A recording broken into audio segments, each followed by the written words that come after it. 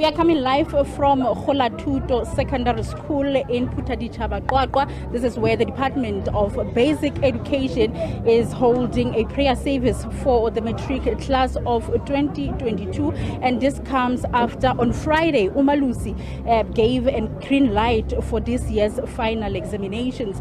And it is expected that over 900,000 learners will be sitting for this year's final examinations. But Umalusi did also mention some few concerns with regards to this year's examination, also appealing to learners and teachers to refrain from cheating, but also there is a problem that the country has been facing of power cuts in the country, so that might also be one thing that might tamper with the quality or the credibility of this year's final examination. But however, I am with the Minister of Basic Education, Angie Motshekga, who will just take us through their preparations for this year's final examination. Minister, thank you very much for joining us. Just take us through the preparations. Are you ready for this year's matric? We are as ready as could be. We've done everything humanly possible to make sure that we prepare our learners, we prepare the system. And this is a very unique class, if you remember that they were right in the middle of the COVID-19. So they've seen it all, from coming very late in class in the first day of COVID.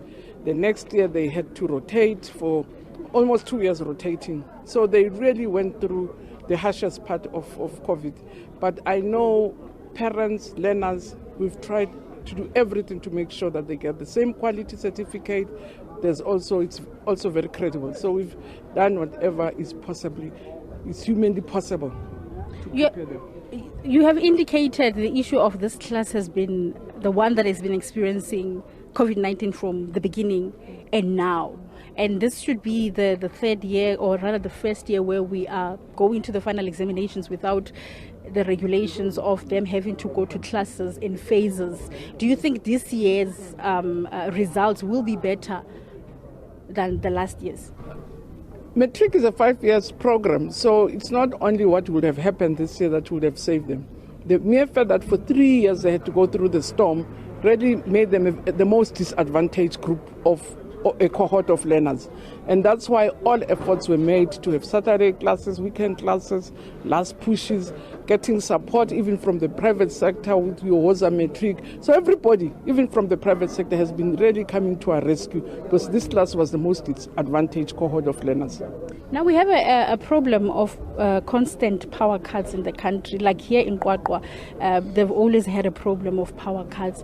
Are there any plans to ensure that examinations are not, the power cuts are not interfering with the examinations? No, as a sector, we'll have to swim with the tide, do what business does, everybody does. I can't say as a sector we'll be immune from the challenges that are there. So at least when there are power cuts, we have notifications so we know when they're going to come.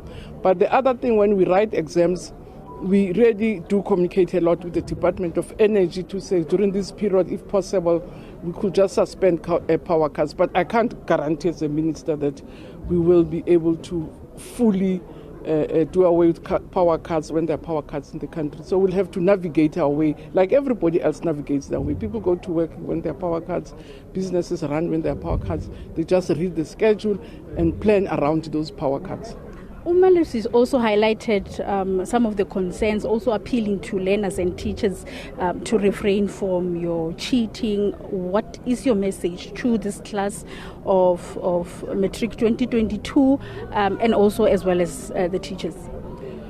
You know, it saddens me when people go into that space of cheating, because the consequences are even so dire. If I have to sign off letters, we'll say children who have been caught cheating can't write exams for 2 years. And you can know for young people, 2 years is a long time. They may not even find the chance to come back. And some of these learners that are caught cheating, it's learners who would have passed in any way when you look at their year marks. But even for an educator to risk your career by doing something so low as cheating or helping learners, we continue to plead with them to really not cheat, because cheating affects also the credibility and the integrity of exams. So it affects everybody's exams.